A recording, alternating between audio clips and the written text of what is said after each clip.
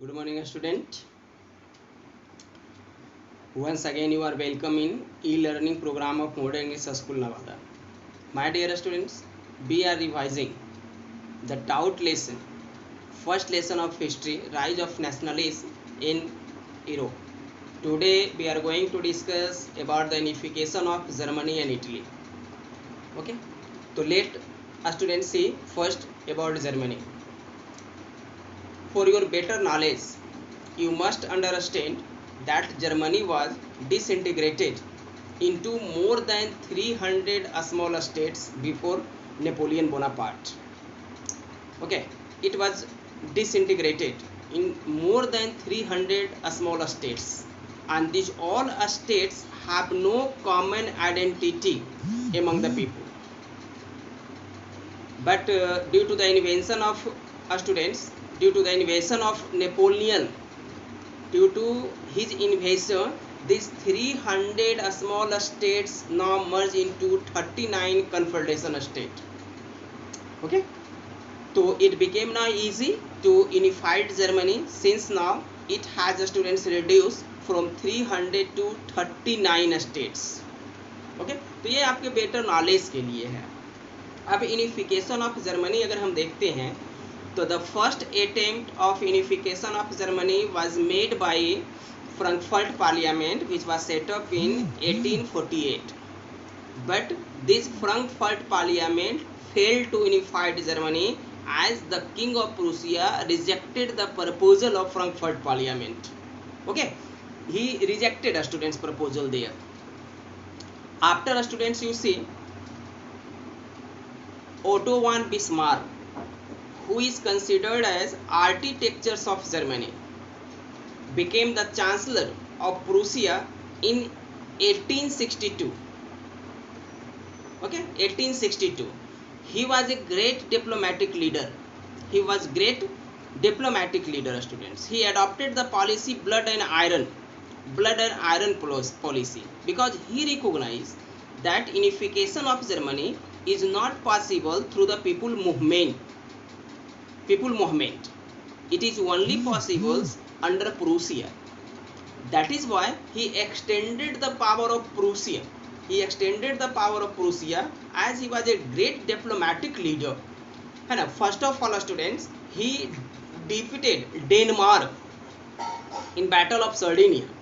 Denmark students, ठीक है, इन 1864. In 1864, Bismarck declared a war against Denmark, taking Austria in his favor. And due to Austria and Prussia, it became easy to defeat Denmark. So Denmark was defeated. Later, students, in 1866, in Battle of Sadowa, Austria was defeated by Prussia. ठीक है, फिर auto von Bismarck ने students पहले Austria को अपने favour में लेकर Denmark को हराया. ठीक है, फिर फ्रांस को अपने फेवर में लेकर ऑस्ट्रिया को हरा दिया 1866 में. And ultimately in 1871 France was defeated. With the defeat of France, students, in January 1871, Germany unified under monarch of Prussia. ये आपको लिखना है स्टूडेंट्स. अब देखिए इटली की बात में स्टूडेंट्स, तो Italy like Germany was also divided और disintegrated into several small kingdom, but mainly if you see Italy was divided into three parts: northern Italy, central Italy, and southern Italy. ठीक है, and among these all states, only Sardinia Piedmont was ruled by Italian princes. In the central part of Italy, there was the rule of Pope. ठीक है, और in southern students there was the Bourbon dynasty of Spain. So mainly it was divided into three parts. Students. ठीक है, तो Italy unification students was completed into three phases. Okay, and Giuseppe Mazzini is known as a pioneer of Italy unification, Though he was not alive at the time Italy unified, what he students clear the way of its unification. The first attempt of Italy unification was made by Gypsy Mazzini in 1831, है ना, by attacking on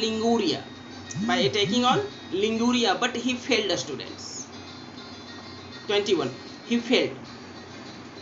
Later, Mount Cabur students became the chief minister of Sardinia in 1852. He was also a great diplomatic leader, and he students with the help of the other kingdom, okay, unified the northern part of Italy. उसने northern part of Italy को unified किया.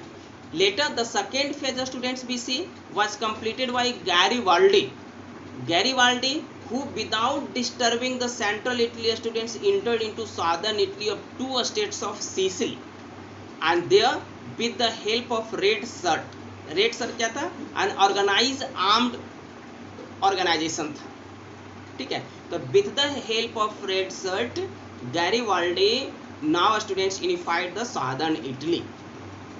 And final unification of Italy was done students by Inamule second, the ruler of Italy students, है ना, in 1871 by conquering the central part of Italy.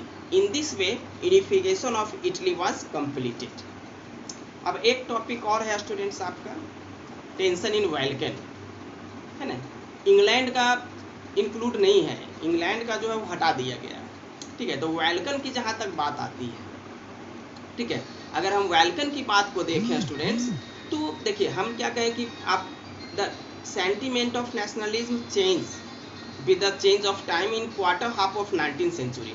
1875 से के बाद जो है ना, नेशनलिज्म का सेंटिमेंट चेंज हो गया. Earlier the nation was students included, the nation where all the people live with the common identities, but after 1875 this narrow meaning of nationalism have changed. Now they wanted to extend their national boundary at the cost of other, means all the nation students became aggressive, which emerged tension in Balkans. देखिए अब बैल्कन के बारे में देख लीजिए. Balkan students was a part of Ottoman empire, है ना. क्रूसिया है, मैसेडोनिया है, ग्रीक है, these all modern states were the part of Ottoman Empire. Or in 19th century the power of Ottoman Empire became, that is why all the states of Ottoman Empire now began to assert their own power and wanted to be independent, and all the state of Balkan were jealous to one another. That students led the immense tension in Balkan, ठीक है. They wanted to conquer their neighboring state to extend their national boundary. यही mentality हो गया था लोगों का कि अपने राष्ट्र का सीमा का विस्तार करना है, जैसे चाइना भी कर रहा है ना. तो अभी देखिए युद्ध की स्थिति पैदा हो गई थी कि नहीं इंडिया और चाइना के साथ में. तो like that students all the state, जो क्रूसिया थी, बेल्डोनिया था, मैसेडोनिया था, ग्रीक था, तो ये सब बाल्कन का एक स्टेट था और they wanted to be independent, ठीक है. तो romantic sentiment students reached to Balkan, that is why all the state wanted to be independent. तो सारा स्टेट इंडिपेंडेंट होना चाह रहा था, and they were jealous to one another, और हर स्टेट को दूसरे से नफरत था. That led the immense tension, and this tension students, the conflict became more danger when all the western power jump into Balkan to have their own colonies. और ये स्थिति और ज़्यादा विस्फोटक हो गई जब सारा वेस्टर्न पावर, ब्रिटेन है, रसिया है, फ्रांस है, जर्मनी है, ये सभी बाल्कन में आ गए अपने अपने कॉलोनी के लिए. जैसे ब्रिटेन का भारत कॉलोनी था, तो वो कॉलोनी को अचीव करना चाहते हैं. And ultimately this tension of Balkan students led the first world war, ठीक है. एक टॉपिक था स्टूडेंट जो छूटा आपका एलोगेरी वाला, कि जिसमें पिछला वीडियो में आपको बताए थे कि मैरीने फ्रांस का एलोगेरी था, जर्मेनिया जर्मनी का था, और एलोगेरी क्या था, to represent any things through the living organism, living things. Okay, तो ये चैप्टर पूरी तरह से कंप्लीट हो गया। कल आपके लिए हम छोड़े हैं, आपको जो भी डाउट होगा इस चैप्टर से वो सारा स्टूडेंट हमें क्लियर करेगा, देगा। ठीक है, परसों से आपको जो है स्टूडेंट्स एज ए रूटीन आपको मिलेगा। ठीक है, हैव ए नाइस डे।